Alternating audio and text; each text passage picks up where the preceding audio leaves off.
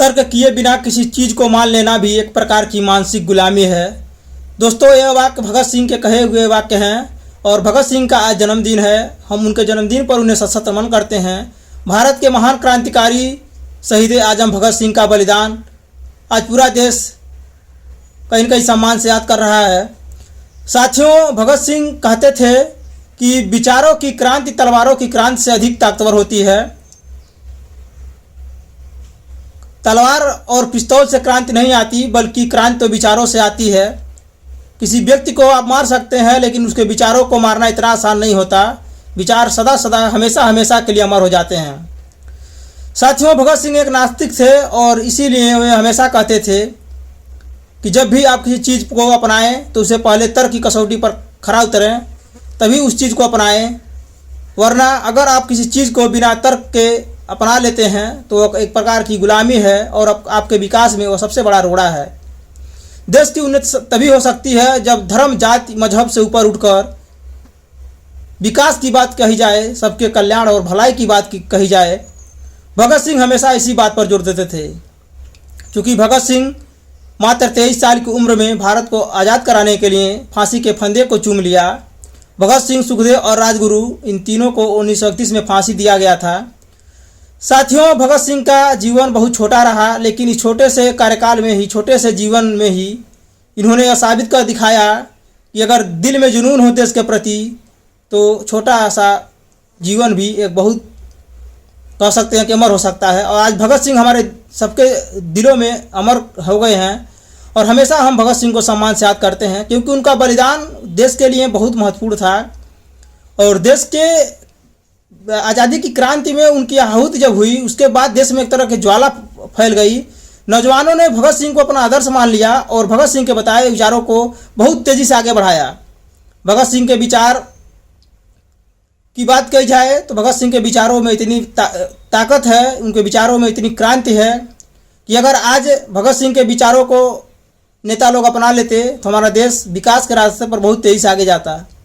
लेकिन भगत सिंह कहते थे भले ही हमारा देश आज़ाद हो जाए, लेकिन हमारे देश के जो भी नेता हैं, जो भी राजनीतिक पार्टियां हैं, अगर जाति, धर्म और मजहब के नाम पर ही देश में चुनाव होते रहे तो देश का कल्याण नहीं होगा। देश में फिर से वही अंग्रेज़ों वाली स्थिति आ जाएगी। गरीब और गरीब होगा, मजदूर और गरीब होता जाएगा, किसान और परेशान होगा और कुछ पूंजीपति लोग हमारे देश पर राज करेंगे। अंग्रेज़ों की भांति वही हमारे देश को कहीं न कहीं शोषित कर लेंगे। आज दोस्तों, तमाम लोग कहते हैं कि आज हमारा भारत लोकतंत्र होते हुए भी एक लूट तंत्र का अड्डा बन गया है, क्योंकि यहाँ भ्रष्टाचार चरम पर है। परिवारवाद, धर्म, जाति, मजहब के नाम पर यहाँ पर राजनीति होती है और भोली वाली जनता को ठगा जाता है। आम लोग परेशान हैं और कुछ लोग मालामाल होते जा रहे हैं। भगत सिंह ने इस चीज़ को बहुत पहले इसका आगाज़ कर दिया था कि हमें सतर्क रहना होगा, वरना आने वाली पीढ़ियां तबाह हो जाएंगी। आने वाली पीढ़ियां, हम जिस लिए बलिदान दे रहे हैं, हमारे बलिदान का कोई महत्व नहीं रह जाएगा। तमाम जो हमारे भारत के महापुरुष, देशभक्त, जो देश की आज़ादी के लिए अपना सब कुछ बलिदान कर दिए, क्या इसीलिए बलिदान किए कि हमारा भारत भ्रष्टाचार में लिप्त हो जाए, हमारा भारत भूखमरी, बेरोजगारी, तमाम तरह की आज समस्याओं से भारत झेल रहा है?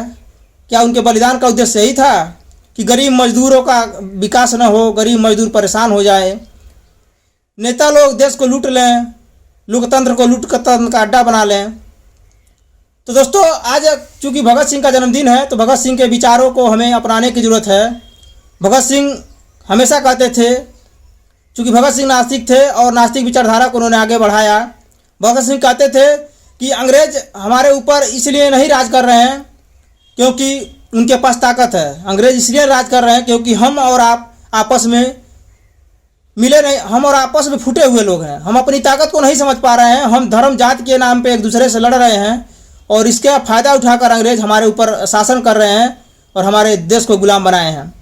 जब तक हम लोग आपस में, हम लोग का संगठन नहीं मजबूत होगा, हम लोग जाति धर्म से ऊपर उठकर देश के लिए बात नहीं करेंगे,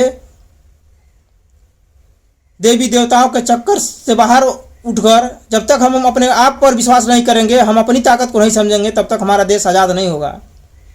इसलिए हमेशा भगत सिंह इस बात पर जोर देते थे कि क्रांति पिस्तौल से नहीं, तलवारों से नहीं, बल्कि विचारों से आएगी और विचारों की क्रांति बहुत ताकतवर होती है और विचार हमेशा सदा के लिए अमर हो जाते हैं। आज भी भगत सिंह को फॉलो करने वाले भारत में बहुत सारे लोग हैं। करोड़ों दिलों पर आज भगत सिंह के विचार करते हैं। भगत सिंह हमारे लिए भी आदर्श हैं और हम प्रयास करते हैं कि भगत सिंह की विचारधारा पर आगे अपना जीवन जिएं। पुनः हम भगत सिंह के जयंती पर उन्हें सशब्द नमन करते हैं और भारत माता के वीर सपूत भगत सिंह जैसे अगर हमारे देश में जो भी नौजवान साथी हुए, जो भी क्रांतिकारी हुए, हम सबका सम्मान करते हैं। इंकलाब जिंदाबाद। जय हिंद, जय भारत।